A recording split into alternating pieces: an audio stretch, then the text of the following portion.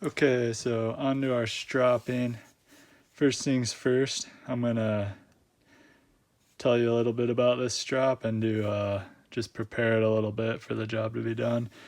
So in general, stropping could be any piece of leather or even similar substance, wood, fabric, whatever, your jeans.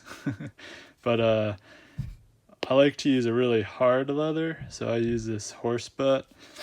So basically, as you're running your knife across it, you can imagine the leather will depress to a certain degree, and instead of a really flat surface like your stones or sandpaper on a piece of glass or something like that, it's actually running a little curved surface over the edge instead of being super flat. But the harder material you use for stropping, the less of a tendency it will do to do that. So basically, the harder the leather, the less rounding you'll have at the edge.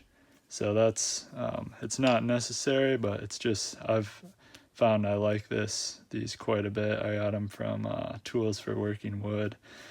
So the next thing is this one has you could glue these down to a board, but I like using both sides. So like the suede side, I load up with my fine compound, honing compound. It's supposedly, and in practice, I find it pretty similar to my 8,000 grit stone. It removes metal, but it's really at a polishing level, and it leaves a mirror finish similar to my 8,000 grit. So I like to have one side for compound, and then I'll have the smooth side with no compound. And so what this does, the compound side touches up the last polishing. It'll definitely remove a burr, but it can also create a burr if you do it aggressively, because we are removing metal. So it can kind of help, a few light passes will kind of polish up the edge and remove the burr. But really, if you're just wanting to remove a burr or kind of straighten an edge that might, maybe the edge is not necessarily dull, but it has a little kink or something in it that you can actually straighten out and keep carving away. So what I'm doing, first things first, I'll show you here. I've removed most of the old compound, but you can see areas where it's kind of shiny and black. So that's basically spent compound. The black is metal. So you basically need to maintain this and scrape off the old compound every once in a while. And I've done most of it here, but you just need a piece of metal with like a sharp edge. I use this old knife that had a poor heat treat on it for this purpose. So just kind of scrape over that area, remove that, and then we're gonna load this up with all new compound.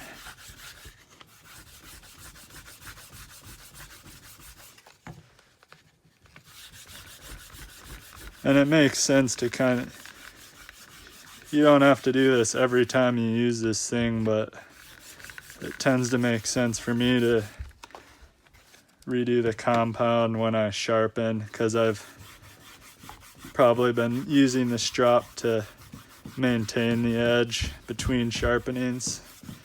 So it's good to start fresh. So that's good.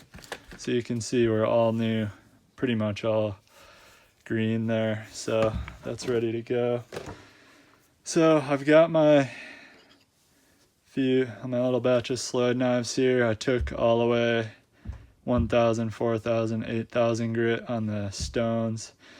And if these were cabinet making tools like plane blades or chisels that can reference very easily flat against those stones the whole time, that's as much as you'd need to do. That takes it to the full polished edge, and it also removed the burr. On these Sloyd knives, in theory you could do the same, but it's a little trickier because of the curve, and the curve makes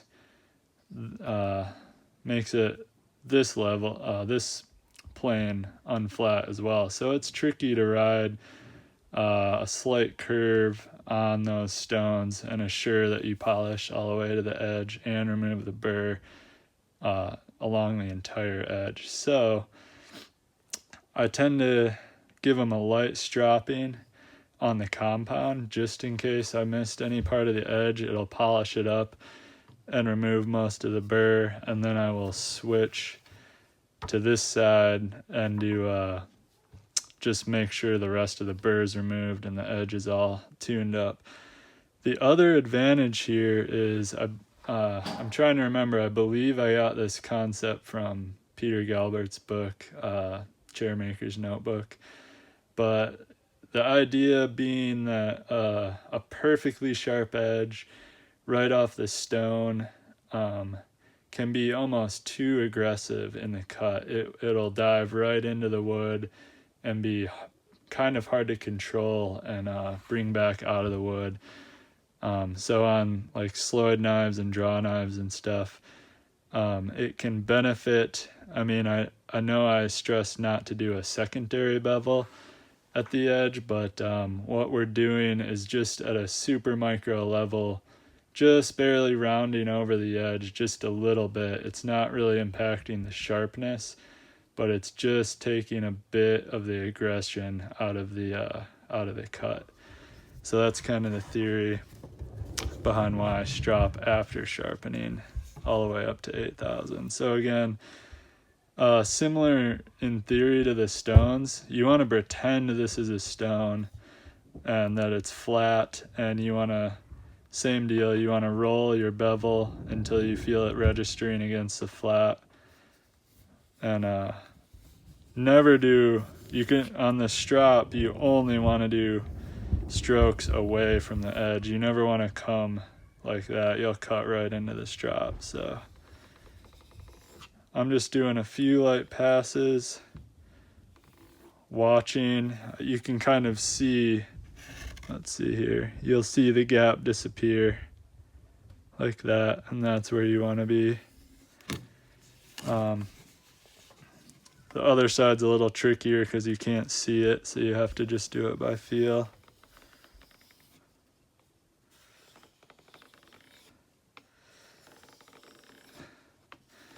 And again, I don't need to be going too aggressive on the compound, because in theory I got almost all of it on the stones, and so this is just kind of just covering my bases. And then you can do a bit more aggressive on this side, because then you want to go back and forth, do an even number of strokes on here. But this side isn't removing metal at all. The compound side was still polishing and removing very small amounts of metal.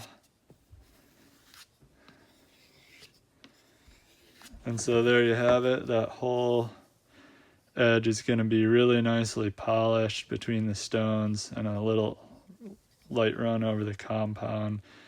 The burr is going to be removed. The edge is going to be nice and straight.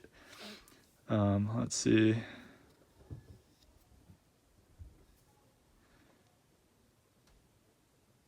There's the edge. We're looking pretty good. I'm actually seeing a little bit of light, and that's probably, yeah, you can just barely feel it. That's a little bit of burr left on the edge. So we'll just keep kind of more and more, going progressively more gentle.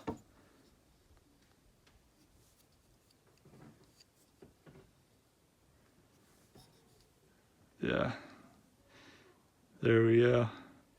That's all set. And now, as I use these, I will tune them up from time to time using the strop, and I can kind of choose based on how the knife's behaving, whether I use just the side with no compound, or if it seems, if it's really leaving scratches in the wood, on a very small scale, not like the edge is nicked, I can run it over the compound, and I can maintain a knife for quite a ways just stropping in between these more intense sharpenings. So I didn't always use a strop, but I've been using it for several months now, and it's definitely a helpful tool to add in to the sharpening process.